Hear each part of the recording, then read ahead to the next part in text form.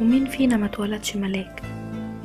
ببساطة بنتولد ما بنعرفش غير الضحكة من القلب، غير النظرة البريئة، اني لو كدبت هروح النار، ولو قلت الصدق ربنا هيحبني، ولو عوزت حاجة ارفع ايدي وابص للسما واقول يا رب، واللي ازعل منه اقول له انت وحش مش هكلمك تاني، ولو لقيت حد بيكذب اقول له ايه ده انت بتكذب ربنا هيوديك النار.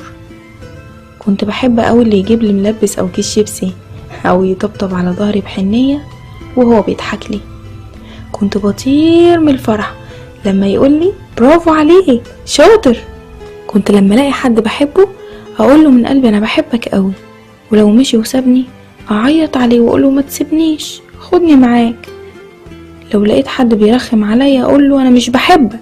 كان ضميري صافي واللي في قلبي على لساني، ما كنتش بعرف اتلوم، بمعنى اصح مولود على الفطرة.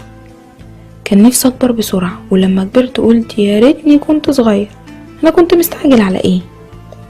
قابلت ناس بتكذب بتجرح بتخون، والعشرة عليها كتير كانت بتهون.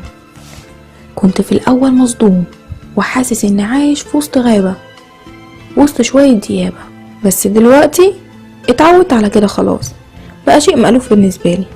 ومن يومها ايقنت بانه لما فر لازم اتعلم عشان اعيش وسطه.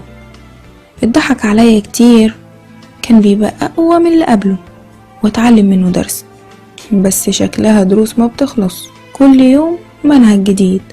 بعت ناس شرياني واشتريت ناس بأرخص تمن بيعاني، كدبت على ناس بيصدقوني ويثقوا فيا، ووثقت في ناس بتخدع فيا. خبيت مشاعر جوايا لشخص ندمت اني ما صرحتوش لما راح مني، وقلتها لشخص ما يستاهلش.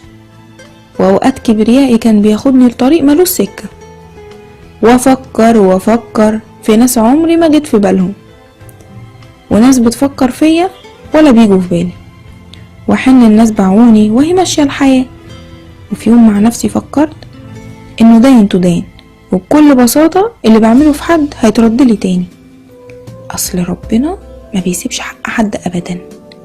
ومن يومها وانا بعامل الناس باصلي، اصل بصراحة الدنيا مش مستاهلة، ده مجرد طريق هعدي فيه للحياة الابدية، وانا اللي هختار اذا كان جنة ولا نار. ما تبصش لغيرك انه ناجح اكتر منك، بس فكر انك ازاي تثبت وجودك في الحياة.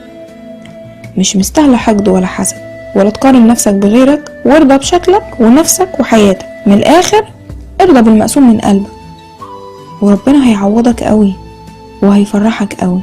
انت بس قول الحمد لله وهو هيزيدك رضا. الحمد لله.